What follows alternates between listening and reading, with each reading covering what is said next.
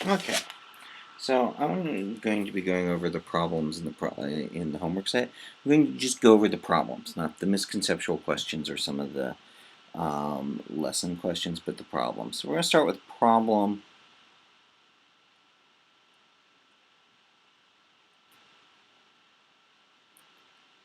1.02.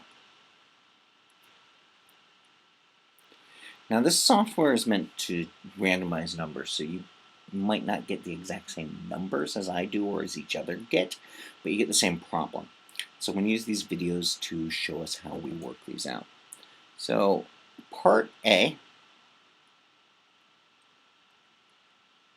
asks to represent 1.156 in powers of 10 notation or scientific notation.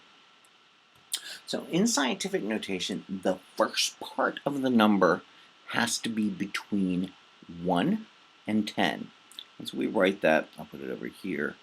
We'll say scientific notation is A times 10 to the n, and A is less than or equal to 1, or greater than or equal to 1, and less than 10.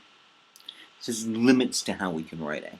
Well, in this case, the number we have is already less than 10, but greater than 1.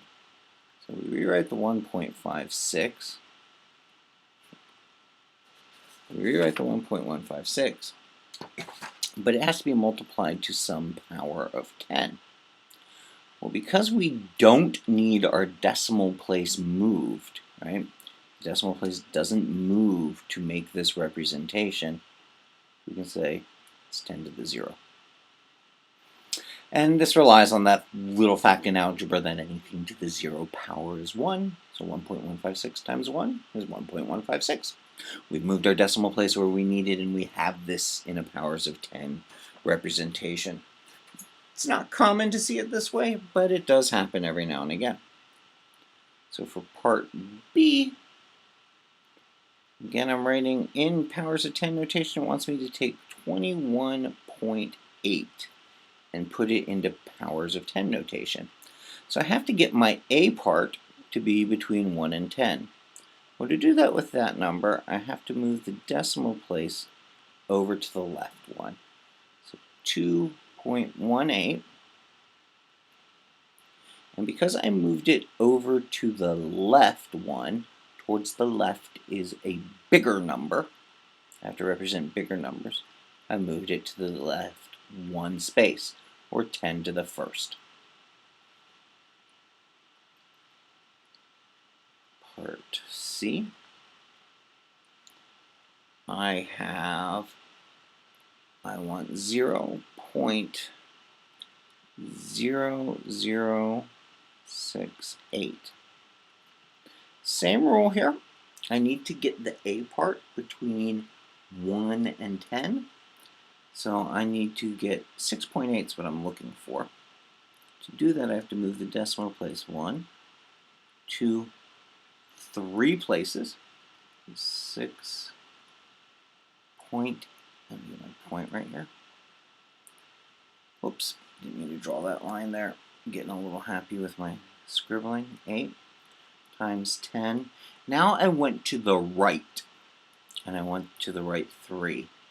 So the right's negative. 3. And so in scientific notation, 6.8 times 10 to the negative 3, because I want 1, 2, 3. All right, for part D.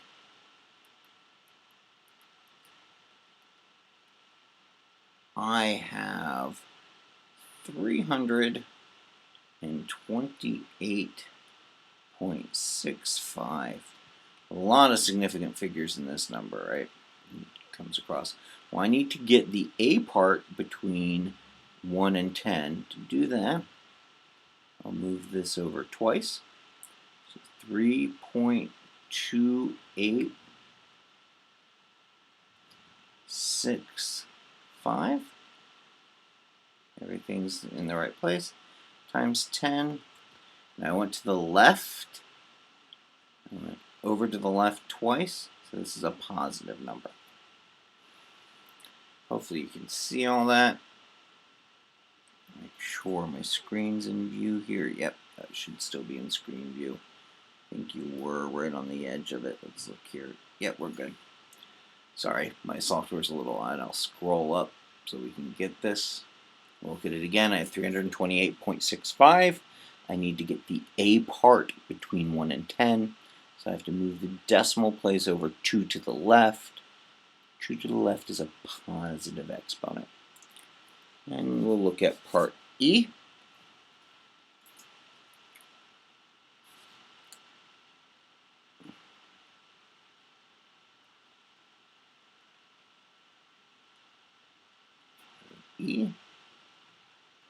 I have 0.219.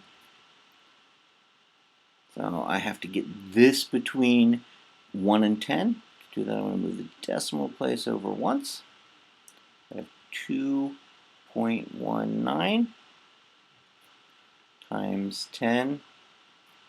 Well, I went to the right, so my number's small, and I went once. And the last one, part F.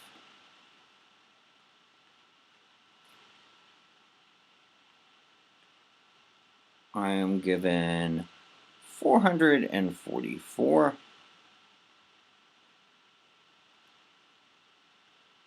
And I need to get this into powers of 10. Well, there is a decimal place there. We just don't write it if we have nothing after it in general. But I still need to move this so that this number is between 1 and 10. 1, 2, 4.44 is between 1 and 10. 4.44. And I went to the left, so my power is going to be positive. And I went twice, so times 10 to the second. And that's how we write things from our standard decimalized notation into scientific notation. Scientific notation lets us work with these powers so that we can get an order of magnitude idea, and it helps us also keep track of significant figures in the numbers we're doing quite visually and easily. And so that's why in science we use this power of 10 notation a lot. It gives us a lot of information visually.